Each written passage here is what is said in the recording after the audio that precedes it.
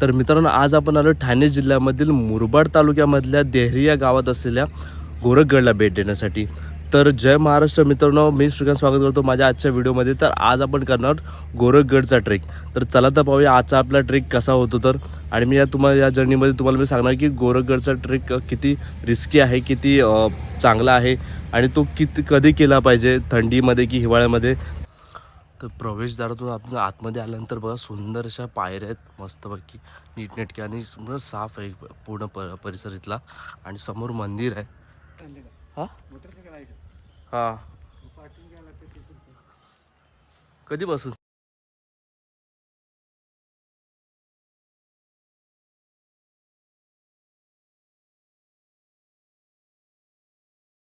तर मित्रांनो, गडाच्या उजव्या बाजूला छोटीशी पायवाट आहे. ती गडावरती तुम्हाला जाण्यासाठी मदत करते. आणि मंदिर बदलत खूप छान मंदिर आहे. विठ्ठल रखुमाईचं मंदिर आहे, नंदी आहे, कासव आहे पुढे समोर आणि शांत वातावरण मस्तपैकी. आणि आता आपला इथून खरा ट्रेक आपला आता चालू होतोय. ठीक आहे, आता बघूया आपला पुढचा ट्रेक कसा होतो.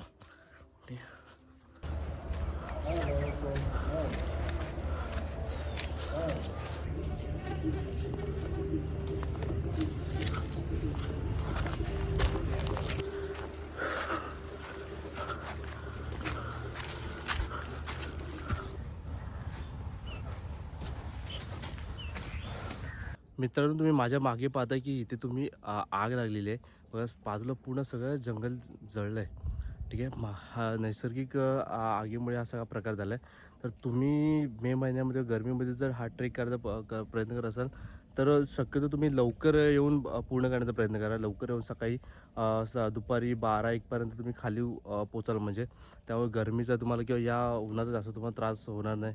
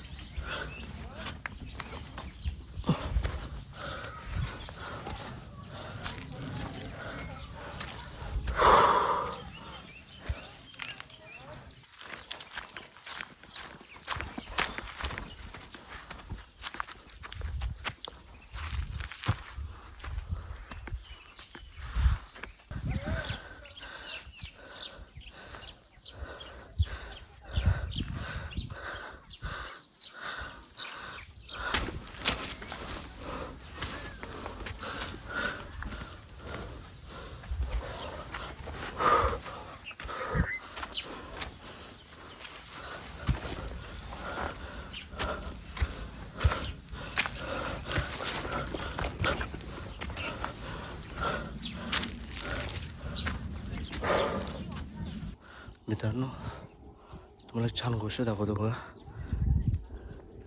काकांच्या पाठीवर बॅग बघा किती. त्यांनी प्रॉपर टेंट लावला होता. ते त्यांचं वय किती असेल, तर अशा परिस्थितीमध्ये ट्रेक करतायत, विचार करा. आणि किती मोठी गोष्ट आहे. तर मित्रांनो, या गडाचं वैशिष्ट्य म्हणजे हा गोरखगड आणि याच्या समोर असलेला मच्छिंद्रगड, हे दोघं त्याच्या उंच चढाईमुळे किंवा चढणीमुळे रॉक क्लाइम्बिंग किंवा ट्रेकिंगसाठी खूप प्रसिद्ध आहेत. तसेच संत गोरखनाथांचा हा गोरखगड ध्यानकेंद्र होतं. आणि सगळ्यात मोठं वैशिष्ट्य म्हणजे छत्रपती शिवाजी महाराजांच्या काळामध्ये या गडांचा वापर नाणेघाटावरती म्हणजे आपल्या व्यापारी मार्गावरती देखरेख नजर ठेवण्यासाठी केला जायचा. आणि मी आता ह्या गडाला तिसरी भेट देतोय. याच्या अगोदर मी 2024मध्ये पावसाळ्यामध्ये भेट दिली होती आणि 2025मध्ये थंडीमध्ये म्हणजे सप्टेंबर किंवा ऑक्टोबर महिन्यामध्ये भेट दिली होती.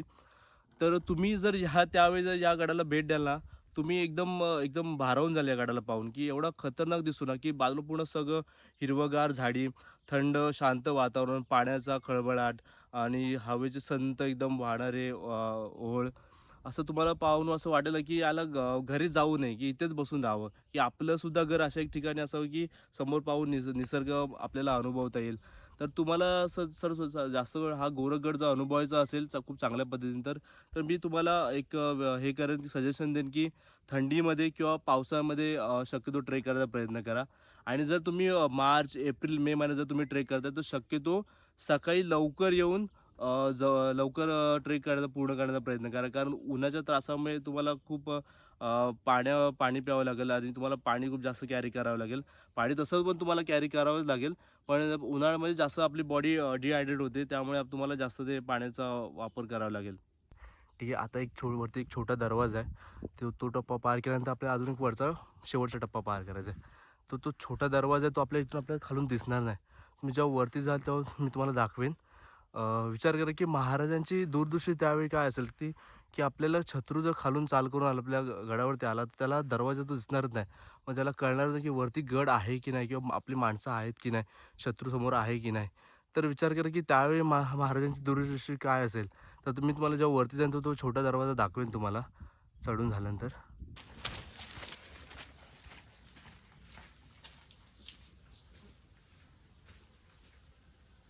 मित्रांनो, या वाटेने तुम्ही सरळ चालत जाल की दुसरा टप्पा चढण्यासाठी आपल्याला एक देवीचं मंदिर लागतं. ओके, खूप छान सुंदर मूर्ती आहे देवीची इथे. आणि या साईडला आहे देवीच्या पादुका. आणि इकडे काही नोटीस नाही, गडाची माहिती सांगणारे बोर्ड आहेत, नक्की वाचा. आणि इथून आपल्याला आपल्या पुढच्या वाटचालीसाठी सुरुवात करायची आहे. मित्रांनो, तुम्हाला तर पाहता येईल की गडाचे अवशेष आहेत तिथे, काही जुन्या भिंतीचे पडक्या वाडा असू शकतो किंवा बघा. तर तुम्ही दगड जर तुम्ही बघायला, जर रचना बघायची कशी आहे, पूर्ण एकदम स्ट्रक्चर कसं आहे बघायचं, की लॉकिंग सिस्टम आहे, की एक दगड आपल्या दुसऱ्यामध्ये अटकवून आपल्याला एकावर एक रस्ता येईल. की काय टेक्नॉलॉजी, काय इंजिनिअरिंग असेल तेव्हाची, आपल्याला कळून जाईल याला पाहून. तर आपल्या इथून दुसऱ्या टप्प्याची सुरुवात आहे, पायऱ्या चालू झाल्या आहेत मित्रांनो.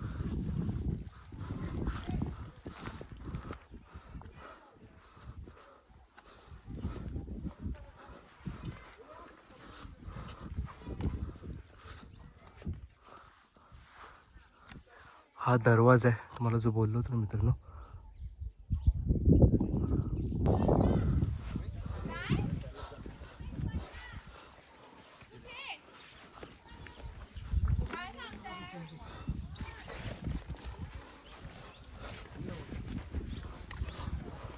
तर तुम्ही पाहताय हा पहिला स्टेप आहे आपल्या पायऱ्यांचा. त्याच्यासमोर हा नजारा बघा, काय डोंगराचा खतरनाक आहे, तर जबरदस्त वाटतं पावसाळ्यामध्ये.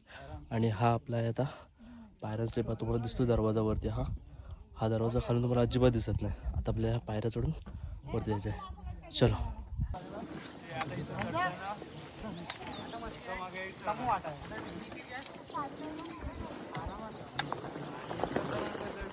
थँक्यू.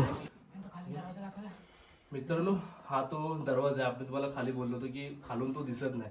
ठीक आहे, लाकडाचं स्ट्रक्चर बघ असं मजबूत आहे एकदम बांधकाम. इकडे हा दरवाजा अटकून इकडे लॉक आहे, सिस्टम आहे. ठीक आहे, आणि हा पाणी जाण्यासाठी स्पेशली त्यांनी रस्ता काढलाय, चीर काढले, म्हणजे गडावरती पाणी साठलं नाही पाहिजे. तर किती भारी इंजिनिअरिंग होती तेव्हाची तुम्ही पाहू शकता. आणि या साईडला बघा ओंडका होता, एक मिनिट.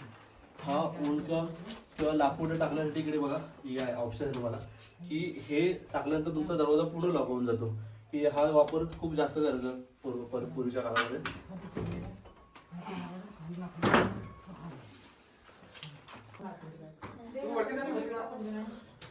कातळात कोरल्या पायऱ्या मित्रांनो, ही किती जबरदस्त इंजिनिअरिंग आहे तेव्हाची. आणि ते बोर्ड आहे, जय छत्रपती शिवाजी महाराज. तर मित्रांनो, हा दरवाजा आहे आपण जो पाहिला तो दरवाजा तुम्ही चढून वरती आल्यानंतर जेव्हा पायरी चढताय तर इथे एक सुंदर असा शिलालेख आहे. तुम्ही पाहू शकता, मी फोटो काढून टाकतो याचा आपल्या पेजला. तर आता एक्झॅक्टली काय आहे तो, काय ट्रान्सलेशन त्याचं मला पण नाही माहिती. तुम्हाला जर माहिती असेल की तुम्हाला ते वाचता येत असेल तर मला कमेंटमध्ये नक्की सांगा. आपल्या फॉलोअर्सला, आपल्या व्ह्युअर्सला आपण ते नक्की सांगण्याचा प्रयत्न करू. तुम्ही समोर पाहताय तो आपला आहे मच्छिंद्रगड. ठीक आहे, याला पण आपल्याला ट्रेकला जायला ऑप्शन आहे, पण तुम्ही शक्यतो याला रोपशिवाय जाऊ नका, कारण याला चढण्यासाठी खूप अवघड आहे. रोपशिवाय तुम्हाला ऑप्शन नाही त्याला चढण्यासाठी. बाकी मस्त आहे, छान आहे ट्रेकसाठी. तर मित्र, आपण दुसऱ्या पेजवरती चढून आलो ना की डोंगरात कोरलेल्या तुम्हाला कातळात कोरलेल्या खोल्या दिसतात.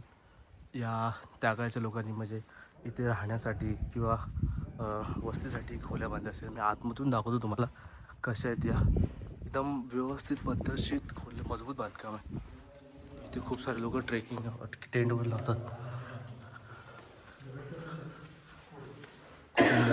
एरिया इथे कवर करण्यासाठी.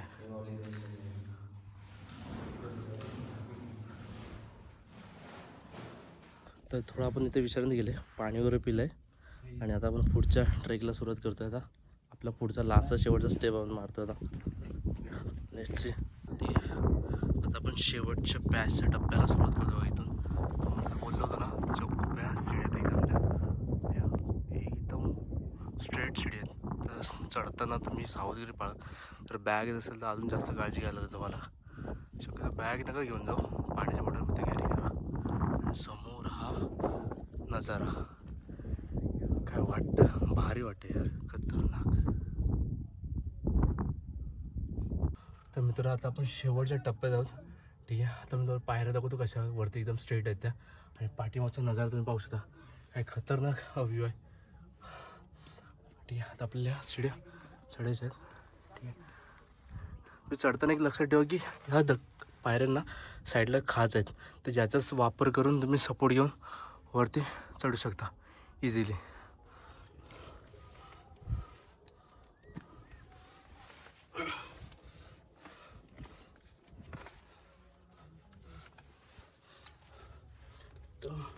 मित्रांनो जो आपण शेवटच्या टप्पा चढलेला होता. ठीक आहे. तुम्ही शेवटचा टप्पा चढल्यानंतर वरती आलात ना, तर वरती श्री गोरखनाथांचं मंदिर आहे.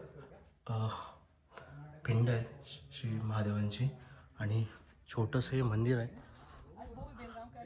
आणि आपले नंदी महाराज आहेत. तर आपला फायनली आपण पूर्ण ट्रेक कंप्लीट केला आहे. सो मित्रांनो अशा पद्धतीने आपला गोरखगडचा आजचा ट्रेक आपण कंप्लीट केला आहे.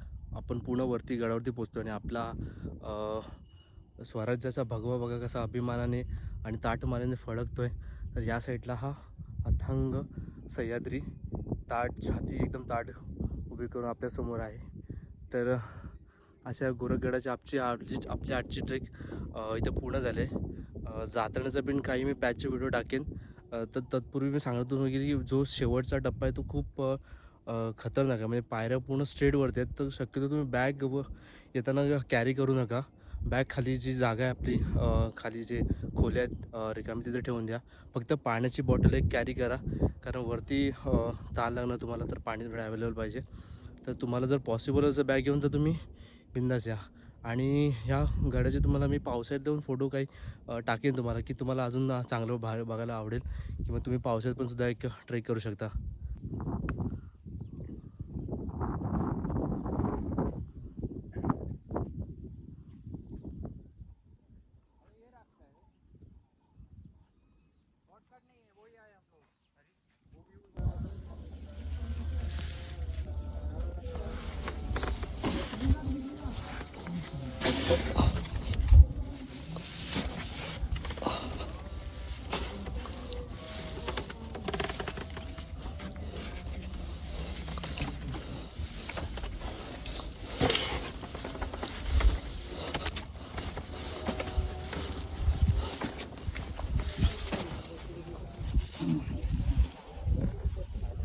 हा तुम्हाला गोरखगडचा ट्रेक कसा वाटला मला कमेंट करून नक्की सांगा. आणि तुम्हाला अजून कुठला नवीन ट्रेक पाहायला आवडेल, तर तुम्हाला गोरखगडाबद्दल अजून काही नवीन माहिती असेल तर मला कमेंट करून नक्की सांगा. आणि नेक्स्ट ट्रेक तुम्हाला कुठला पाहायला आवडेल मला कमेंट करून नक्की सांगा. तोपर्यंत माझ्या चॅनल लाईक करा, शेअर करा आणि सबस्क्राईब करायला विसरू नका. धन्यवाद.